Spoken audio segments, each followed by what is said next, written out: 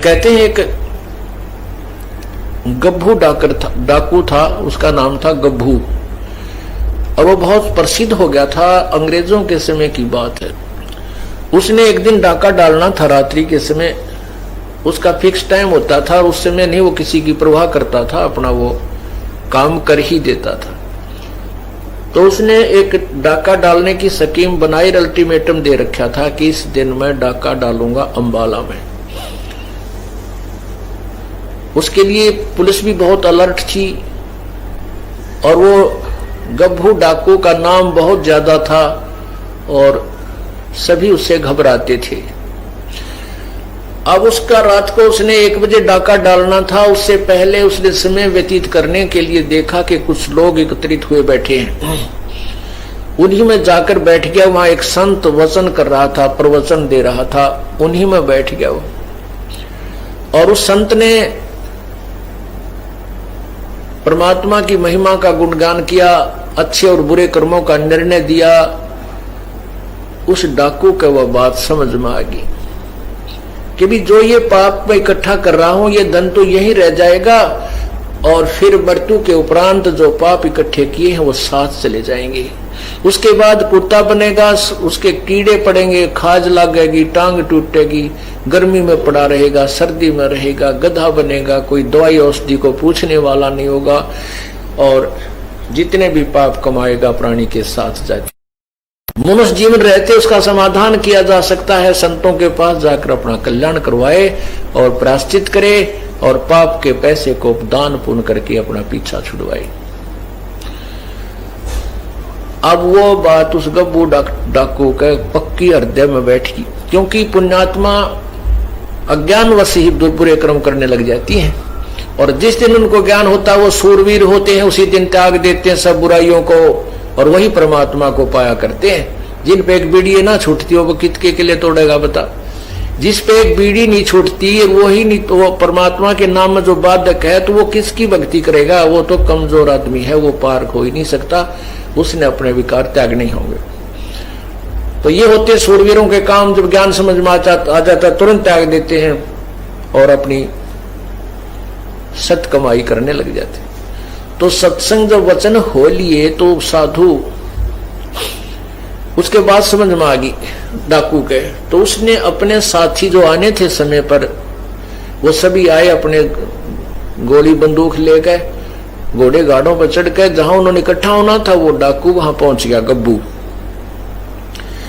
उन डाकू अपने साथियों से कहा, भाई आज के बाद गब्बू डाके नहीं मारेगा और ना ही कोई बुराई करेगा। आज मैंने सत्संग सुन लिया। तो डाकू नाराज हो गए, भाई हमने आज इसमें 1 लाख रुपए का फायदा होना था, ये तो दे दे। तो वो कहने लगा, ठीक है भाई, मैं वो तुम्हें आज 1 लाख रुपए का जो हानि तुम्हें हो रही है वो जो मेरी पूंजी है उसमें से ले लो, और बाकी मैं अपने दान पुण्य करूंगा, पीछा छुटवाऊंगा। डाकू वापस चले गए। वो सरदार था, उनका मुखिया था। तो उसने सोचा, चल उस साधु के पास जाता हूं जो सत्संग कर रहा था, एक धर्मशाला में रुका हुआ था। वो गब्बू डाकू उस संत के पास गया और वहां क्वाड़ खड़खड़ाया। रात को ही संत को जगाया, कहा, प्रभु जी मैंने आपका सत्संग सुना है, मैं आपके चरणों में उपदेश लेना चाहता हूं। संत ने पूछा, भाई कौन है? इसी रात ने के इमरजेंसी होगी तेरी, दिन में भी ले सका था नाम, तो सुबह भी आ सकता था, रात ना आने का क्या मतलब हुआ तेरा, तू कहानी बता। तो वो कहने लगा, महाराज जी मैं एक बहुत भयंकर डाकू हूं, मेरा नाम गब्बू है, मैंने रात में आपका सत्संग सुना और आपके सत्संग सुनकर मैं अपनी दिशा बदलना चाहता हूं। अब गब्बू नाम सुनते उस संत के भी पिंडी कांपन लगी। वो कड़ा गया कसाई, सुबह सुबह यो मनमान तेरी झाड़ा लेना आया, वो तेरा ही। तो वो भी डर गया। संत बोला, भाई एक काम करे बेटा, नाम तो खत तुझे उपदेश तो दे दूंगा, पर भाई तू थाने में जाकर समर्पण कर दे। कहते यहाँ पर पुलिस वाले मेरी भी घीस बांध दे रहे और यहाँ आ जाए मुझे भी तंग करें बेटा। अब साधु की बात का उसके भी असर हो गया, चल ठीक है थाने में चला जाता हूं। तो गब्बू डाकू थाने में चला गया। अब थाने में थानेदार बैठा, आगे पुलिस वाला खड़ा, वो संतरी खड़ा था थाने का आगे। वो बोला भाई कौन है, कितना है, अंदर नहीं जाना, खड़ा हो जा बाहर। तो बोला भाई मैं गब्बू डाकू हूं और तेरे थानेदार से मिलने आया हूं। अब गब्बू डाकू नाम सुनते 2 कदम पर खड़ा, उस संतरी की हाथ कांपन लग गया, बंदूक भी हाथ तो छूट गई। वह बंदूक उसने ठा ली कि नकम्मा मारना दे बाद में। वो बंदूक गोली गाड़ी काट गया, पेटी एक लो लको दी। उससे दूर सामने थानेदार बैठा था कमरे में। जब वो भीतर अंदर गया तो बोला अरे कौन तू, कैसे आ गया? ने बोला जी मैं हूं गब्बू डाकू।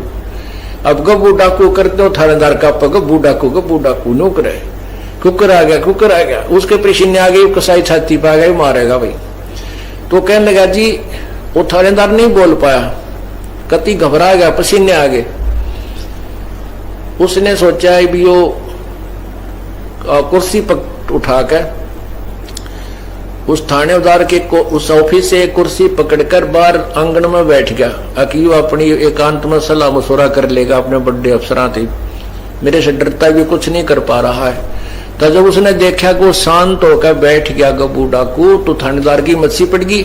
तो उसने वायरलेस वगैरह मिला मिलो का गवर्नर तक बात पहुंच गई, और कहते हैं चारों तरफ से पुलिस आ गई, गवर्नर भी आ गया।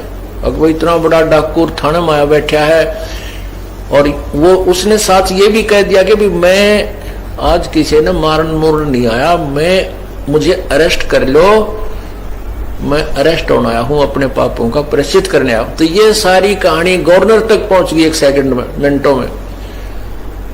तो गवर्नर भी आ गया। अब सामने वो कुर्सी पर बैठा, गवर्नर खड़ा है। गवर्नर पूछ रहा भाई कैसे, क्या बात है? गब्बू दूर से खड़ा कह रहा है, तू क्या चाहता है? कहने लगा मेरी बात सुन लो, मैं क्या चाहता हूं। मैंने रात में एक सत्संग सुन लिया एक महात्मा का, और मैं आया था डाके डालन। आज ये थारी फौज तो ना डरता मैं आया था डाका डालन। मैंने वो संत के विचार सुन लिए और मेरे हृदय में गलानी होगी अपने कुकर्मों से, और मैं उसका प्रायश्चित कराने के लिए संत के पास गया था। अब संत ने ये कहा भाई तू थाने में जाकर समर्पण कर दे, अपने पापों का प्रायश्चित कर ले। ये भी और तो मैं ये आया हूं कि मुझे अरेस्ट कर लो, और कहता जहां भी तुमने फांसी तोड़ना तोड़ दो। वो गवर्नर बड़े बुद्धिमान हुआ करते थे। वो कहने लगे बेटा हम जेल में तो इसीलिए डालते हैं कि बुराई छोड़ दें, आगे पाप ना करें। और तूने पहले ही समर्पण कर दिया, और तू आज हृदय में तेरा जगह नहीं रही इस पाप की, जाओ हम तुझे बरी करते हैं, हम तुझे नहीं मारेंगे, ना कैद में डालेंगे। अब गब्बू ने सोचा ये अच्छी बात बिगड़ी भाई, ये मैंने कैद में नहीं डालते, मेरे पाप कटे को नहीं। नो बोला तुम मेरी बात मान जाओ, मुझे सजा दे दो। नो बोला भाई नहीं हम सजा नहीं देते, आप जाओ। कितना देख लियो साधु हो गया, कभी भी किसी का नुकसान कर ही नहीं सकता। तो फिर संत के पास आया। संत ने सोचा ये फिर आ गया भाई, ये तो मेरा और काम झूठा जो है ना खराब करेगा। कहने लगे बेटा क्या बात हुई? थाने में नहीं गया। उसने सारी कहानी बता दी, महात्मा जी मैं थाने में गया था, गवर्नर तक आ गया उनका, और मैंने सारी बात कह दी कि मुझे अरेस्ट कर लो, मुझे सजा दे दो, चाहे मुझे सूली फांसी तोड़ दो तुम, मैं अपने पापों का प्रायश्चित कराना चाहता हूं। तो उन्होंने मुझे कह दिया बेटा जा तू, हम तुझे कोई सजा नहीं देंगे। तू तो सजा इसलिए देते हैं सुधर जाए, और तो वो सुधर गया, अब हम क्या सजा देंगे तुझे, तो वैसे ही संत बन गया। जब वो साधु की हिम्मत छिपड़ी का अच्छा बेटा ले नाम ले लेता। तो कहने का भाव ये है पुण्यात्माओं, सत्संग में आने से पुण्यात्माओं के शीघ्र जो ना अमल हो जाता है, प्रभाव पड़ जाता है। क्या बताते हैं?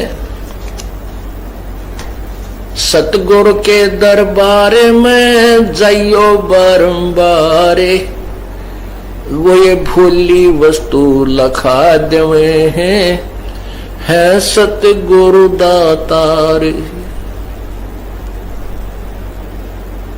सतगुरु पशु मानुष कर डारे और सिद्धि दे के ब्रह्म विचारे, यानी अपनी ताकत शक्ति से वो उस पशु को यानी मनुष्य के कर्म नहीं करता, जो डाके मारे, बुराई करे, शराब पीवे, उनको भी उन पशु जैसे कर्म करने वालों को भी मनुष्य बना देता है।